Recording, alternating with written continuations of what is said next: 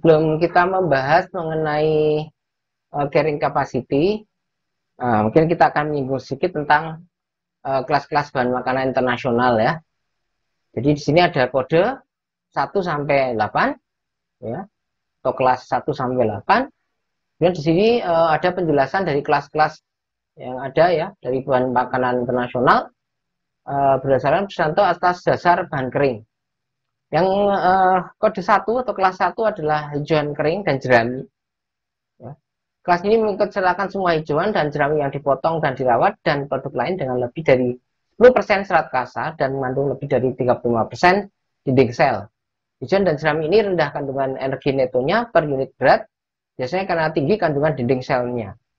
Contoh dari hijauan kering dan jerami adalah hay, jerami, fodder, yaitu bagian areal dari tanaman jagung atau sorghum, stover, bagian areal tanpa biji dan tanaman jagung atau sorghum, kemudian sekam, kulit biji, polongan.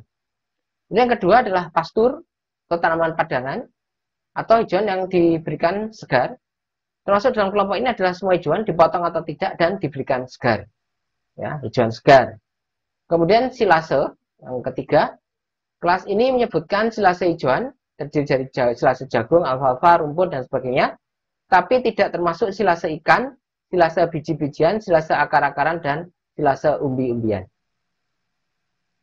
Ya. Kemudian untuk yang keempat adalah sumber energi.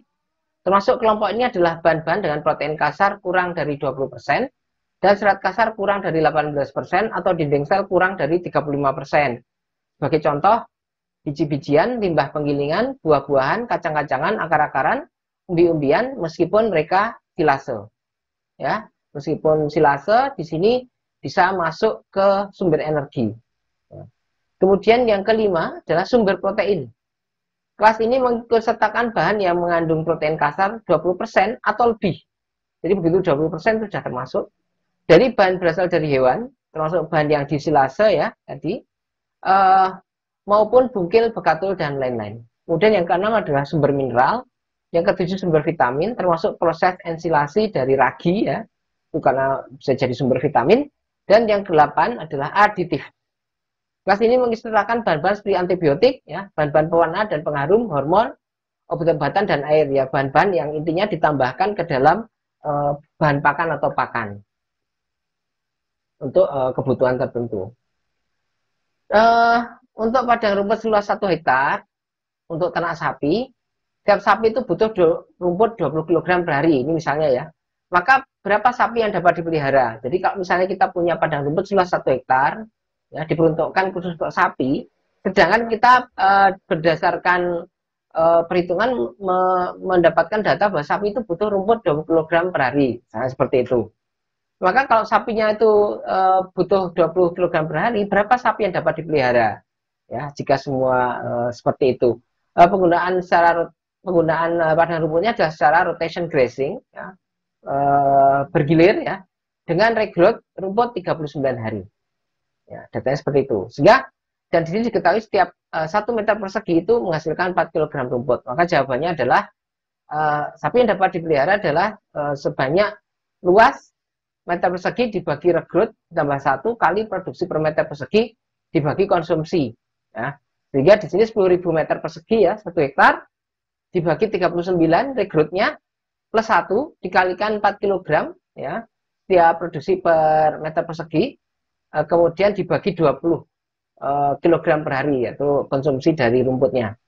Ya, didapatkan 10.000 meter persegi bagi 40 kali 4 dibagi 20 dapat dihasilkan data yaitu 50 ekor sapi. Jadi untuk 1 hektar rumput, jika sapinya butuh 20 kg, maka sapi yang dapat dipelihara untuk 1 hektar tersebut adalah 50 ekor sapi.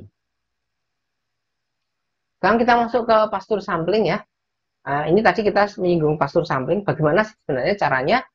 Nah, di sini cara pastur sampling adalah untuk bertujuan mengukur produksi pastur dan mengetahui komposisi hutan. Nah, metodenya adalah macam-macam ya, dan menggunakan ubinan, sampelnya dalam ubinan, kemudian menggunakan tali rafia, ya, menggunakan 15 kantong ya, untuk 15 meter, Kemudian Alexander menggunakan rumus 85H kurangi 190 sama dengan I kilogram per hektar. H itu adalah jumlah hasil pengukuran tinggi tanaman keempat sudut, sedangkan I adalah produksi hijauan.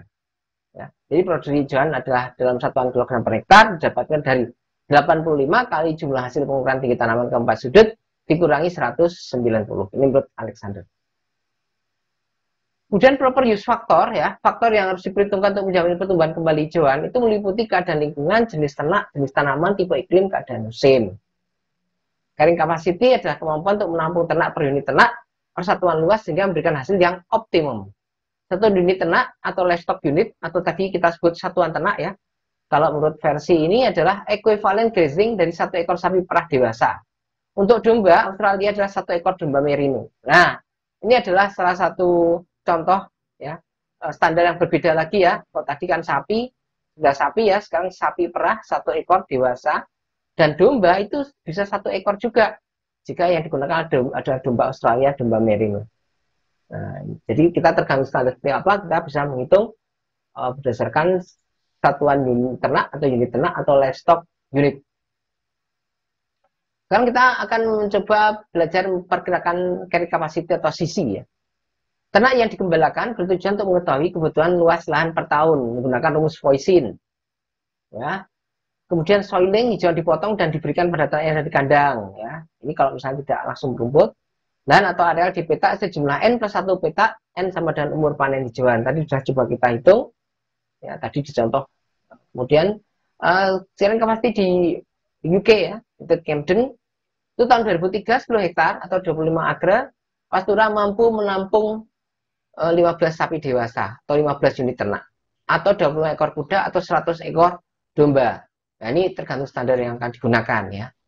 Kemudian setara 1,5 unit ternak per hektar, 0,6 unit ternak per acre. Ada subsidi dari pemerintah di Inggris sana sampai 2004 untuk petani jika mau membatasi ternak mereka kurang dari rata-rata 1,4 unit ternak per hektar. Jadi karena dianggap terlalu banyak dan tidak sesuai dengan kapasitas, maka ada subsidi jika peternak mau mengurangi jumlah ternak. Unit ternak juga digunakan untuk mengukur dan mengontrol intensitas peternakan. Ya, di sana juga menggunakan unit ternak. Indonesia kadang menggunakan unit ternak, juga menggunakan satuan ternak, tapi sama digunakan untuk mengukur ini atau mengontrol intensitas dari peternakan. Kemudian yang lain adalah di 2006 di Inggris, satu unit ternak setara untuk ruminan adalah berat ternak dalam kilogram dibagi 650. Nah, ini ada daftar unit ternak yang ada di website, ya. Nah, ini ada contohnya di United Kingdom 2003-2006, ada John Nix Farm, Countryside Council for Wales, FAO, kemudian Billing, Montana, Dressip Equivalent di Australia, kemudian New Zealand, ya. Di sini ada weight equivalent of one unit. Di sini ada menggunakan 650 kg. Dairy cow itu satu unit ternak, ya. Untuk semua standar di sini, kalau menurut FAO di sub-Saharan hanya setengah.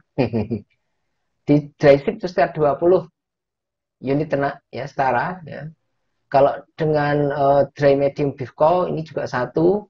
Di sini standar 0,7, medium beef cow suckling satu, ini 0,9 dan seterusnya, ya. Jadi di sini kalau kita ingin menghitung, kita bisa melihat misalnya kuda ini 0,6, nah, sedangkan dairy cow itu 1, medium sheep hanya 0,15, ya kan. Jadi artinya kita bisa mengikuti standar ini menurut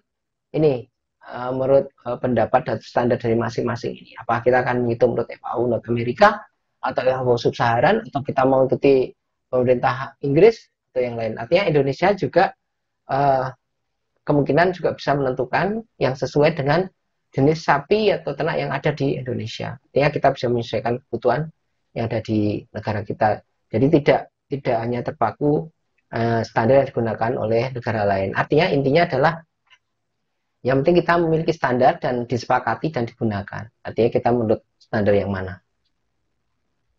Dan kalau menurut ini untuk Tropical Livestock Unit, ya, the concept of Tropical Livestock Unit TLU, ya, bukan sekedar LU, Livestock Unit adalah provide a convenient method for quantifying a wide range of different livestock types and size in a standardized manner. Jadi konsepnya adalah menyediakan, ya, metode yang nyaman ya, untuk menghitung ya, kisaran luas dari berbagai tipe ternak yang berbeda dan beda ukuran dan tipe ya, dalam sebuah standar. Jadi ini memudahkan tujuannya untuk menstandarkan. Jadi seperti itu mungkin konsepnya ya, hampir sama dengan yang dalam bahasa Indonesia tadi. Apakah TLU itu ya? For a number of applications, there is a need to use a common unit to describe livestock number of various species as a single figure that expresses the total amount of livestock present, irrespective of the specific composition. In order to do this, the concept of an exchange ratio has been developed, whereby different species of different average size can be compared and described in relation to a common unit. This unit is one tropical livestock unit. Jadi banyak ya, banyak aplikasi yang bisa digunakan. Kita membutuhkan unit yang umum, common unit, ya, untuk bisa menyatukan macam-macam spesies dan tadi ya tipe tadi, ya, sehingga untuk bisa melakukan ini maka ada konsep exchange ratio yang dikembangkan, sehingga different species dari different average size bisa di-compare, bisa dibandingkan dan dideskripsikan hubungannya dengan unit yang umum, sehingga ada standar TLU atau Tropical Livestock Unit. Various methods of obtaining exchange ratios among species have been used, but none has been completely satisfactory. Jadi banyak metode yang digunakan bervariasi, tapi belum ada yang benar-benar memuaskan. Different formulae for estimating TLU may be utilized in different parts of the world depending on common livestock varieties, ya kan? Jadi banyak formula yang dikembangkan di berbagai bagian dunia, tergantung dari common livestock yang varietas yang ada di situ. Jadi Indonesia akan berbeda dengan yang ada di Australia, ada di Inggris dan sebagainya, karena ternak kita ukurannya berbeda. Misalnya satu TLU itu ada camel, satu cattle itu 0,7 ya kan, karena ada camel di sini, unta ya kan. Dasip atau good 0,1. Jadi ini tergantung kebutuhan dan common livestock yang ada di situ. However, a single formula for estimating TLU in this way is unable to account for different livestock varieties. Ya, single formula nggak bisa digunakan, jadi kita harus menyesuaikan di setiap tempat, which may differ significantly in size and a different approach is required. Ya, jadi pendekatan yang berbeda dikedepankan karena memang di berbagai negara yang berbeda atau bagian negara yang berbeda, maka satuan ini akan berbeda pula. Mungkin sapi dewasa 2 tahun di Indonesia mungkin nggak sampai 600 kilo ya.